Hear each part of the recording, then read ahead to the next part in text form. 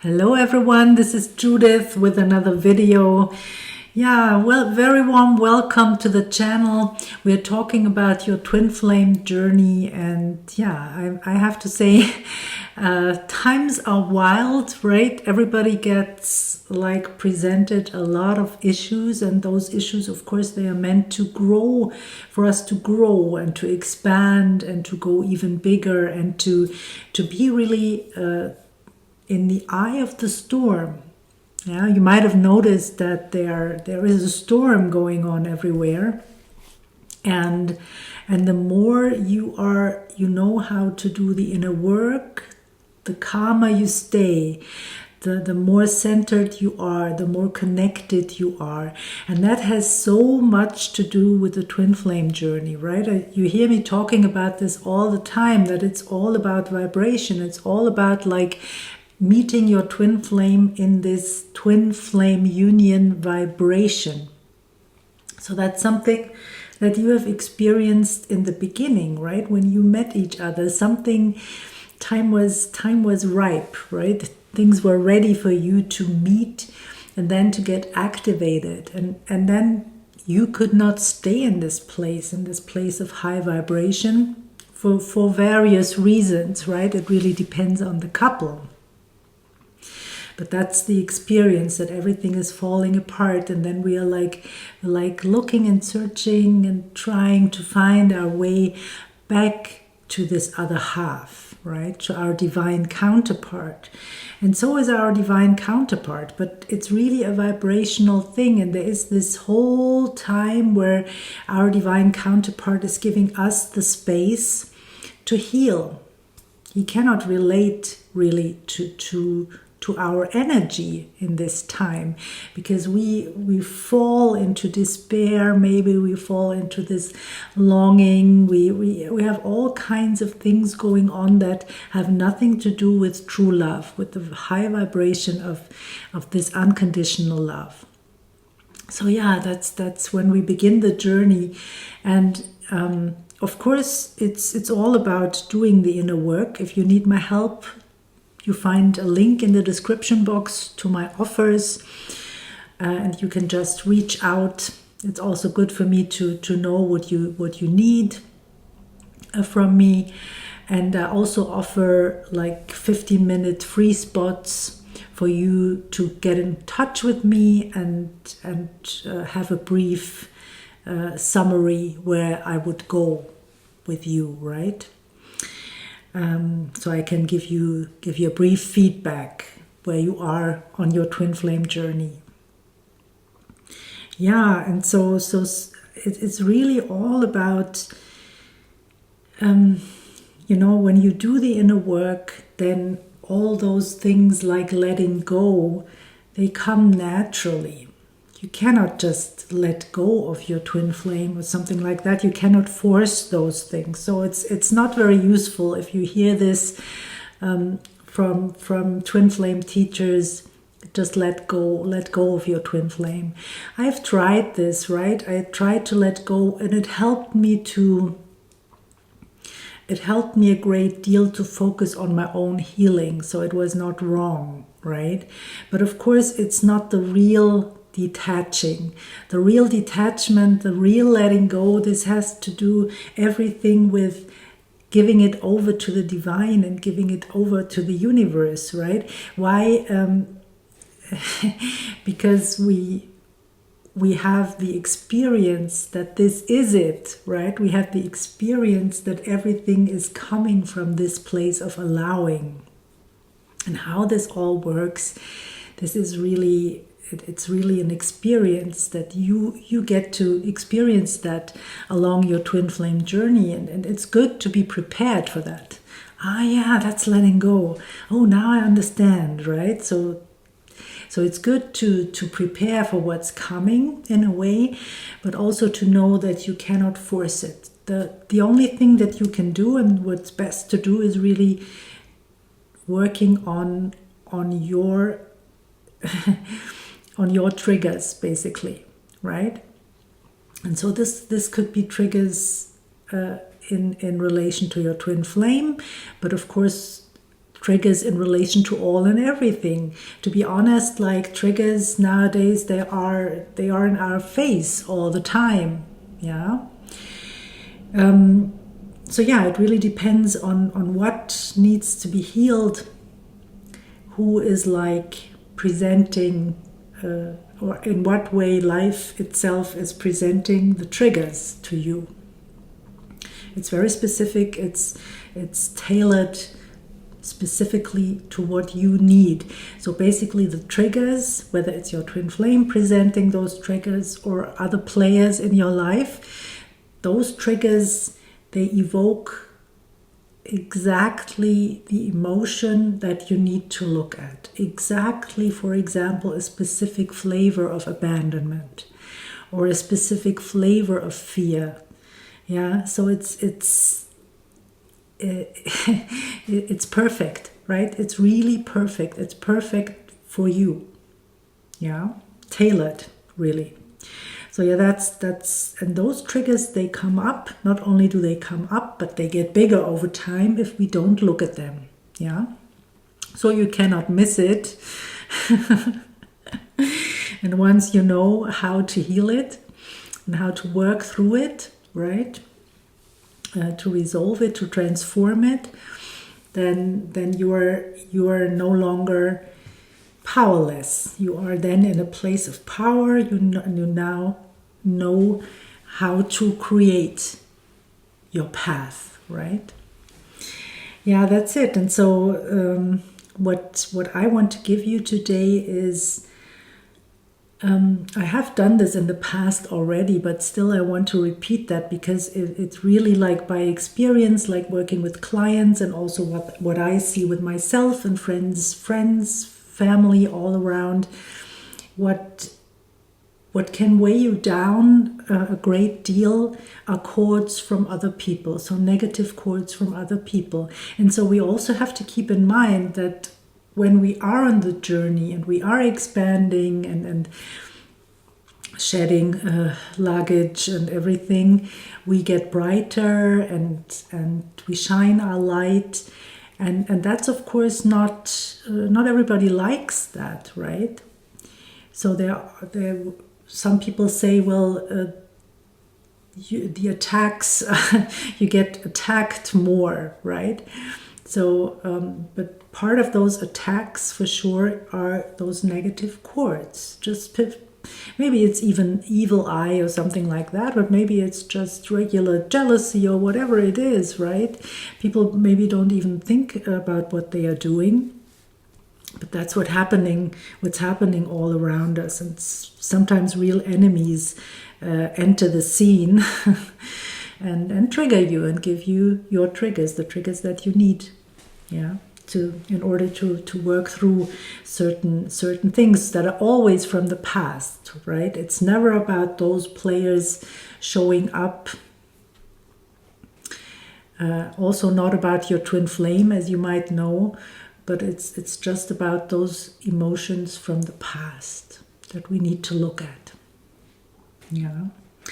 So yeah, the cord cutting and yeah, there are a bunch of things I want to say. So we always have those negative cords from other people because they once you cut them, then they can come back, right? And usually they do, if you have not resolved certain issues, yeah. And even then, even if you have resolved certain issues, there are new things present. It's life, right? We're going on and on and on. So those things with negative cords, they never really stop. But maybe they're not weighing you down so much after some time when you clear your energy on a regular basis. Yeah, and so it's very good. I've seen that people are in very low energy just because someone else is corded into them. That was the only reason. Once you remove that cord, you cut it, or you never do this. It's always Archangel Michael. I work with Archangel Michael. He's the one who cuts the cord. He knows how to do this. And he certainly is not doing any damage, right? So that's very safe and is always in alignment with all and everything, with highest good for all and everything. Yeah, no worries here. It's only the negative cords. You cannot destroy anything. No love cords are cut or whatever. So that's a very safe and beneficial method and very easy, right? We go through this in a minute. Yeah, so the negative energy cords, and they are rebuilding. Yeah, that's it. And so there are like high flying emotions, right? Like love and joy and peace. And there are like very low emotions like fear or greed or anger, grief as well. Shame is very low, for example, as well. And usually, I would even say society itself is trying to keep us in those lower vibrations, right? We even get shamed if we are like allowing ourselves to shine and to believe in ourselves and our life and our goals and the love of our life, right? We look like a fool to other people. Better not tell them, right? Yeah, but really that's where we all should be. So, and those people with a lower vibration, or even we might have been in those places. So it's never about shaming other people or something. As I've been there, like in lower vibration for sure in my life, and I've been courting into other people and taking their energy because I needed that to lift myself up, right? So it's always this exchange. But really, if we allow other people to court into us and to take our energy, we're never helping them. That's no help. The real help comes from being yourself, being in your essence, shine your light, and in this way allowing the other person also to be in that place, right? Like a role model. And those role models are needed these times. So that's part of what Twin Flames are all about. Yeah, so is there anything else I want to do, want to say? I want to say something about staying grounded, because that's, as I said, like being the eye of the storm, this calm place, and dealing with all the turbulences that are coming up, right? By knowing how to transform them and stay grounded. So what kept me from staying grounded was really that my emotions were like really hidden and in part just too painful for me to look at. What do I mean by painful? It's in various degrees, of course, but it was just unpleasant and I didn't feel good. It didn't feel good to look there, to go there. So when I was asking myself, what is this? It was a whole bunch of unpleasant feelings mixed together in one thing, right? That I couldn't even put a name, put a label on what I was feeling. It was very uncomfortable. So I had to learn how to look at that and how to get that all sorted out and deal with it in a way that was very practical for me, right? And that's what I'm teaching as well. That's what I'm doing in the sessions, and that's what I'm teaching, like a very practical approach, so that I could work through all of this Yeah, day after day after day, and it took me some time, but then I saw the light at the end of the tunnel. And then after a whole bunch of healing work, I suddenly realized that that I was very much in my mind all the time, and avoiding the feelings, avoiding to feel in what's happening in my body. So I was going into the mind. The mind was like a shield, working as a shield between me and the world, between me and my feelings, right? And that's kind of your inner protector. I'm talking about this in another video soon. And once I learned to relate more fully to my feelings and to really be able to feel what's going on in this moment, in this now moment, and to deal with that, even if it's only like feeling it. Yeah, it's a big deal. That's already huge. It's also a way of clearing it, by the way, to just stay present with the emotion. Breathe through it and then see what happens if you can release that. That's my experience, at least. So there are many different ways. Yeah, and then that's how I learned about what is grounding. That's staying grounded, staying present with your emotions and with your body, what's happening in your body, without like jumping into the mind and using it as a shield. Yeah. So there's a lot of things that we all can explore along this journey, and it's really interesting. And I think that's all I have to say for now, for this video. And I'm doing a short cord cutting together with you. You can, of course, like repeat this, or you can like adapt this and learn how to do this by yourself. I intend to keep it short and simple. If you have any questions, reach out, right? If you feel insecure around this. And so let's settle in together. Let's ask Archangel Michael to come in and connect.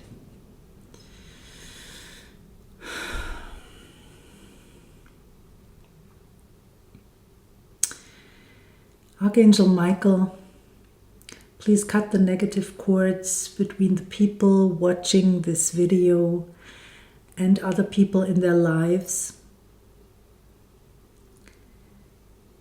that are not in their highest good.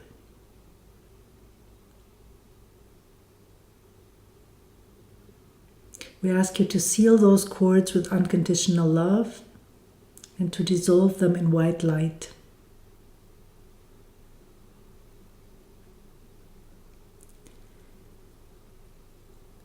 Help to shift everything out of polarity.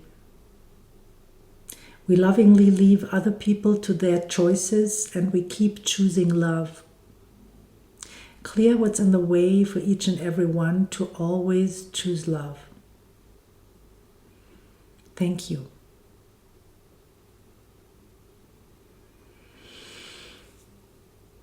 That was the little piece, right? I tried to go through it slowly. That's only one way you could do it, but that's a very effective one. So yeah, maybe I make a whole video in relation to this someday, where we go through the process together. Let's see what comes up. Let me know what you are interested in. Let me know if this all resonates by liking and subscribing. And stay tuned for the next video. Bye for now, everyone. Bye.